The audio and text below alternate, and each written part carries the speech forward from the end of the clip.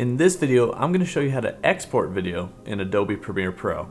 It's not nearly as complicated as it might look or sound, so let's open up Premiere and hop right in. So here I've got my video track, and the one thing I want to note down here in the timeline are in and out points. So personally, I like to mark what I want to export exactly with in and out points, even if it's the whole timeline. To do that, I can use I to set an in point and O to set an out point right here on my playhead.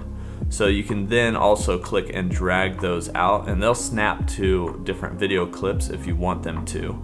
But generally, I'll just use I and O to set those in and out points of the amount of video that I want to export.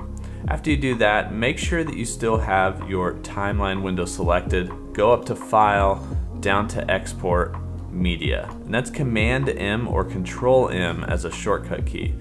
That's going to open up your export settings, which is the confusing looking part, but it's not too confusing. You see, Premiere gives you a set of presets that can help you export your video in the way that you want to export it every single time. So if we start at the top, we have Format. I like using H.264. That's going to work pretty much every time I've exported thousands of videos in that format. There is a new format, H.265, if you want to use that or upgrade to that. And then there's a whole host of other different types of formats, whether it's an animated GIF, a QuickTime video, .mov. You can even export MP3 or WAV audio out of this. I'm gonna stick with the H.264, and as I move down, there's the preset. Generally, it starts with match source, which means it's going to match your source sequence settings. However, you can easily change this to either a custom preset. For instance, I have a YouTube preset, 30 frames per second, that I use sometimes, or you could scroll down here and say, click on the YouTube 1080p Full HD preset, and that's going to change all of the following settings to be applied to that preset. So 1920 by 1080, 60 frames a second, and the bit rate and everything. So there's lots of settings down here that get adjusted with the different presets. Now you can check mark export video and check mark export audio. Sometimes you only want one or the other. The summary here is showing you what your source sequence settings are, and then what your output is going to be depending on what all you've chosen, bitrate wise, preset wise, size of your video, frame rate, everything like that. So down here we have a couple tabs: effects, video, audio, multiplexer, captions, and publish. We won't get into every single one of those. I'm just going to show you the basics to export video. I always look at the video tab first. I check my height and my width. I want it to be 1920 by 1080. Maybe not. Maybe you want it to be a vertical video, which would be 1080 by 1920, or maybe you want it to be square. You can adjust some of those things here. We can also click match source. So if you ever want to go back to that source video, click match source. It's going to change all these settings to be the settings of your sequence. Now as I scroll down, sometimes things are grayed out. That's because a part of this preset is to set this frame rate to 60 frames a second or 59.94. I can uncheck things and then go in and edit them. Maybe I wanted this to be exactly 30. Now it's going to be a custom preset. So as soon as I change something from an existing preset, it turns it into a custom one, which I could then save later with this Save Preset button, which is exactly what I did for my YouTube 30 frames a second.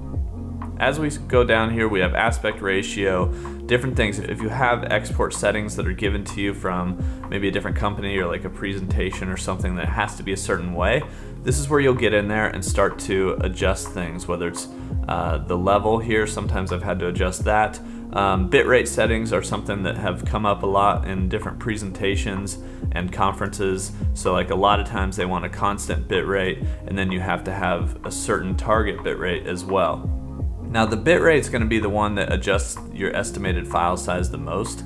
If we look down here at the very bottom, it says estimated file size 19 megabytes. That's not always perfectly right, but it does give you an estimate.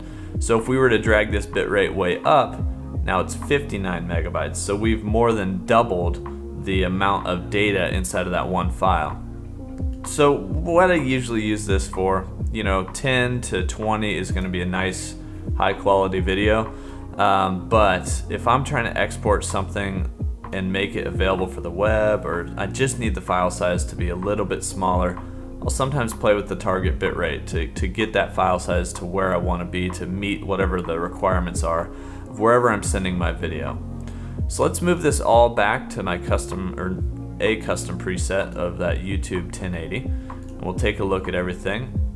So everything looks pretty good here. We can go over to audio as well, select audio format, change any of these settings if we need to.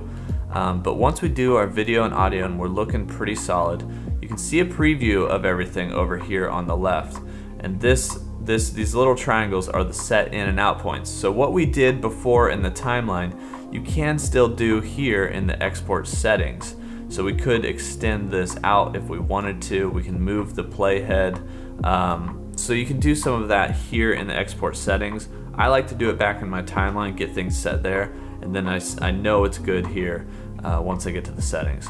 Last thing we can do here is obviously hit our export button, but I almost always use the Q button. Export is going to export right here in Premiere Pro. It's going to come up with a loading bar and a little dialog box, and it's not going to let you do anything else in Premiere. So you're going to be locked with Premiere.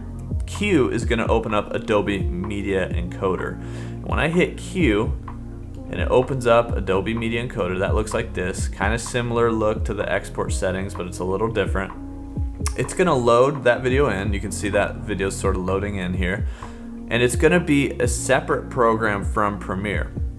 So once I have that in here, you'll see I've got my queued up video to export right in here. I can do two things. I can hit the play button, and that's going to export with the settings that I sent to Adobe Media Encoder from those export settings that we were just looking at. What I can also do is use these drop downs here to change those export settings. And so, for instance, let's say you have a podcast and you have a video and an audio version of the podcast. Maybe you've exported the video or you've sent it to Adobe Media Encoder. What I could do with this guy is right click on him and duplicate. And so now I have two sets ready to export, but I could switch this one to something like MP3. And I can always, one major thing here is that I can then select where that gets saved. So if we click on this blue link out here, we can select where we're saving our export. And if we go back in here, let's say we have an exports folder, we can rename it to, you know, podcast MP3 or something. Whoops. And then it's going to be an audio MP3 because that's the one we selected. And you can see where it's going to save right here. You can see the preset it's going to use. You can see the version or the video or whatnot, the format that it's going to use. Also, if you click on the blue of either of these formats, it's going to reopen the export settings. And so it's going to be able to, you're going to be able to back out, change things again, and then save those back down. So if you wanted to change more than just the format or the preset, you can come in here and tweak that however you'd like, and then it's just going to be a custom preset at that point. The last thing I want to show you here that I forgot to show you a second ago, inside the export settings, if you are just going to export from Premiere, you can change your output name right here. We kind of skipped over that. I showed you in Adobe Media Encoder, but you can change the output name and where you save that file as well if you just wanted to hit that export button. But once we have that ready to go, we just hit play and it's going to export all of our video. And that pretty much wraps it up for how to export video from Adobe Premiere Pro. Especially if you're a beginner, this will cover everything you need to do. I have used all of these different methods and all of these different little dialog boxes and everything for 1,000 videos over the last 10 years. And that's, you know, seemed to work out pretty well for me. There's a lot of other details that you can get into if you really need some specifics, if you're really talking about preserving the full quality. There's some settings in there that you can check, like maximum render, and then also, you know, when it comes to bit rates, you can do like 2 passes on the bit rate. It get really complicated, but for the most part, this is how you export video. This is going to work for 99% of the times that you need to export video. And it's not near as complicated as it might seem. So I hope that helps you guys. If you have any questions, have any comments, hit me up down below. And I highly recommend playing around with those export settings, looking at all the different features. You can even publish to YouTube from that dialog box. I've actually done it a couple times on this channel where you plug in all your stuff, link your YouTube account, make sure it's unlisted. I don't want it to go public first. And you can even add a thumbnail in the export settings before you ever even get to YouTube, and it does it all for you. It's pretty cool. Alright you guys, I'm Spencer from Pixel and Bracket. Subscribe for more tips and tutorials, and I'll see you in the next one.